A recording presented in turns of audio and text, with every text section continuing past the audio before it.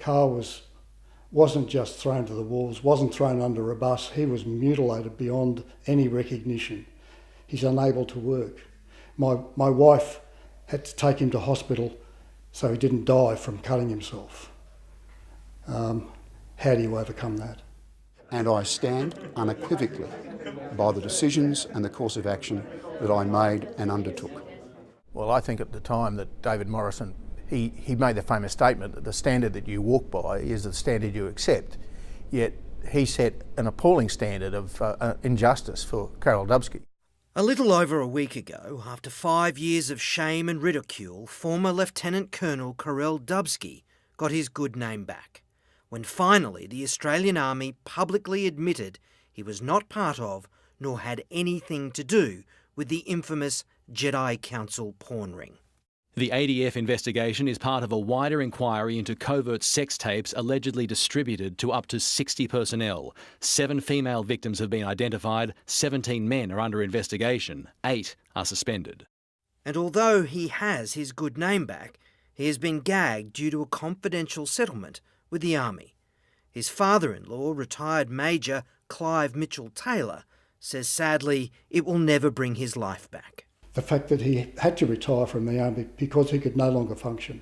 Carl can't work. He won't ever work again.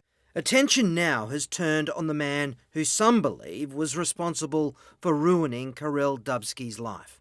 Former Australian of the Year and retired Army Chief Lieutenant General David Morrison. He had an outcome that he wanted and he was prepared to get it. Ross Eastgate is a veteran and RSL sub-branch president.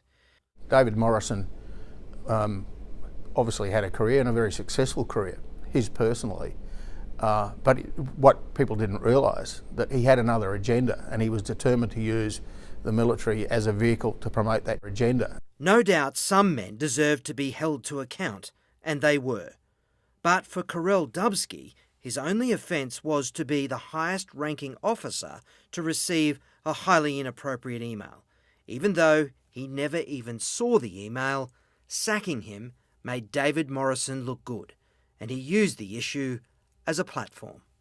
I will be ruthless in ridding the Army of people who cannot live up to its values. Police have accused Morrison's Army of covering up the scandal for 9 months.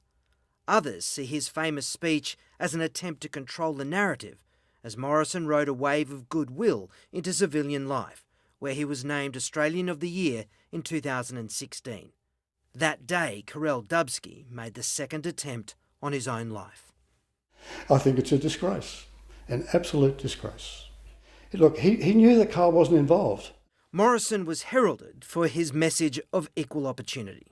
He sent a very strong message to all of us that he values every single human being.